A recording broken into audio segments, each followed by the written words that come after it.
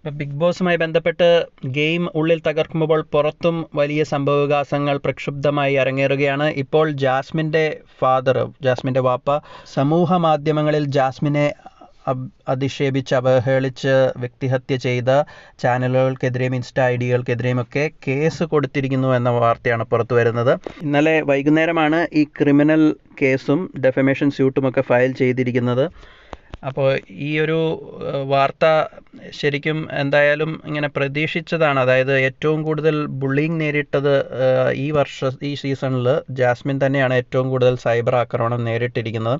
അപ്പം അതിൻ്റെ അകത്ത് ചില പോസ്റ്റുകളും ചില വീഡിയോകളുമൊക്കെ വളരെ അതിരുവിട്ട രീതിയിലുള്ള ഒരു കടന്നാക്രമണം തന്നെയായിരുന്നു ഉണ്ടായിരുന്നത്. അപ്പോൾ അതിന് എതിരെ ശക്തമായ രീതിയിൽ ഇപ്പോൾ ജാസ്മിൻ്റെ വാപ്പ പ്രതികരിച്ചിരിക്കുകയാണ്. അപ്പോൾ ദിയാസന ആണ് തൻ്റെ ഒഫീഷ്യൽ ഇൻസ്റ്റാഗ്രാം പേജിലൂടെ ഇത് പുറത്തുവിട്ടിരിക്കുന്നത്.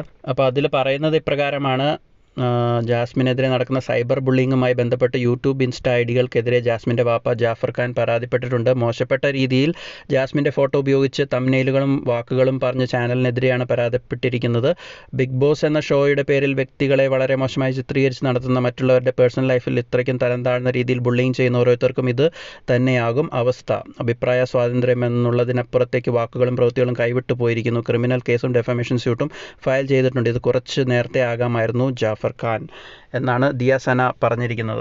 അപ്പോൾ എന്തായാലും ഇങ്ങനെ ജാസ്മിനെതിരെയും ജാസ്മിൻ്റെ ഫാമിലിക്കെതിരെയും ഒക്കെ വലിയ രീതിയിൽ ഈ സൈബർ ബുള്ളിങ് നടക്കുന്നുണ്ട് എന്നുള്ളത് വാസ്തവം തന്നെയാണ്.